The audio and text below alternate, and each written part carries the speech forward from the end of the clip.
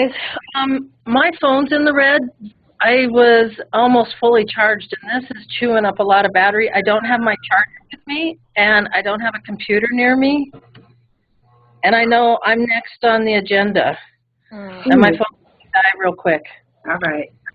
Do you want to try talking about it, Lynn, or are you just gonna, or do you feel like you need to go? If you don't mind jumping ahead in the agenda and let me go, and when I disappear, yeah, we'll miss your eyeball.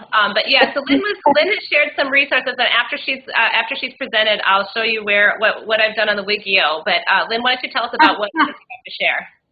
Okay, our club found out about a sun funnel, and we made it where you take a gas funnel and a whole bunch of other little things, and you attach it to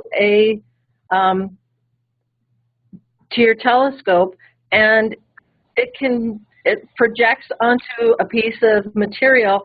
And somebody else made one with a piece of vellum. And when you are doing a large group, like little kids who have a hard time seeing through the eyepiece, or large groups, we do our solar party out at Yellowstone National Park at Old Faithful, and we can have hundreds of people by. But you can get in front of the thing, and it's funny, even though you've got the sun funnel there, people will still try to put their eye on it, which is really funny. But it projects, which is really nice. I added a link today. They actually took a picture of me at Astronomy Day last year, and it has a picture of the 90 millimeter that we have it on. And so you can see that. If you follow the link that I added, it will show you directions on how to put it together. It has pictures of what it looks like. And like I said, you can have different things on it. There you go. The piece of fabric, the Daytex, is $10, they say. That's the most expensive part. Most of this stuff you might even have laying around. Someone actually made one, like I said, with a piece of vellum. It just, because it goes onto an eyepiece, it's then projecting out. So if you have something for it to project onto, it's a really cool tool.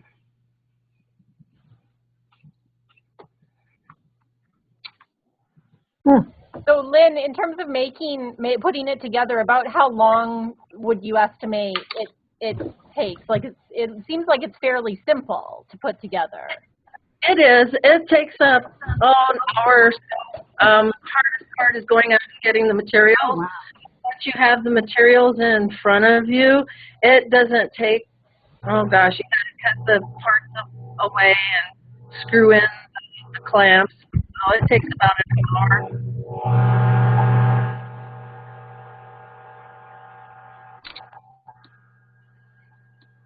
But like you see, if you're doing large groups, people can see that. And then we also have white light filters on our telescopes, and we have a couple H alphas. Also have a sun spotter.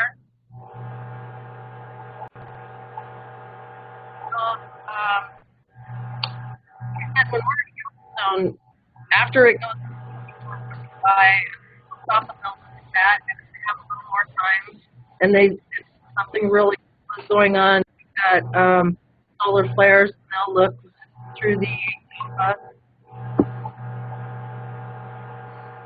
Yeah, so Lynn, when you told us about it last week, there were a couple of us on the test call, and we're just chatting about what we were doing, and Lynn had mentioned this, and it just seems like such a great idea to me, because it really changes the dynamics of having a long line in front of a solar telescope and just being able to, serve more people and have those discussions, because it can be really hard for people to identify what they're looking at. So I can see where having multiple people look at it together could make a big difference. Oh, most definitely. And that picture from the newspaper right there, it shows it's on my 90 millimeter, and I have it down low just because usually for Astronomy Day we get a lot of little kids. And I hate it when they walk up to the telescope and they grab the eyepiece and pull it down to them. So we put it down kind of low so the little kids look right into it.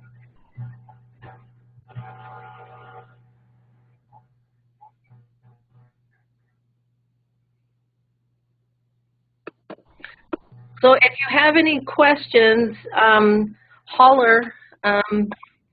My phone keeps having the battery thing plopping up, so I'm surprised I'm getting as much time on it as I am. But it's a great tool if you do get lost, if you do a lot of outreach.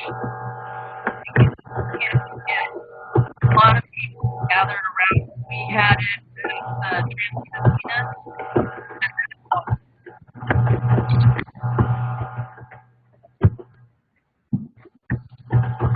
Your sound is going, Lynn, but we still see you. Okay. I just have like there.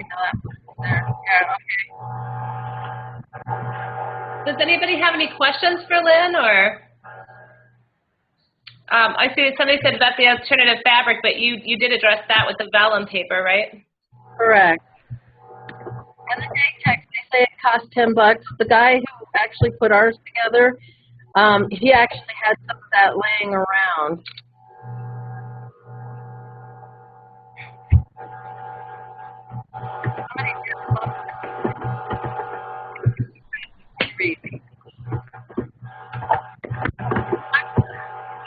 Thanks, Diane. That's a great tip. The Rainbow Symphony place.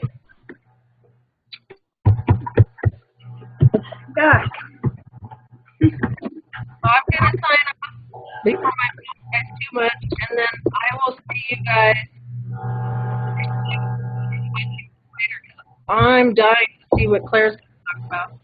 Good. I hope you let us know, Lynn. You've been great to not only with your resources and all your information, but I'm so glad you've picked all these alternative ways to join this community, so we can hear from you how it works and what to expect. So, yeah, thanks, Lynn, for sharing with us. Use your phone again.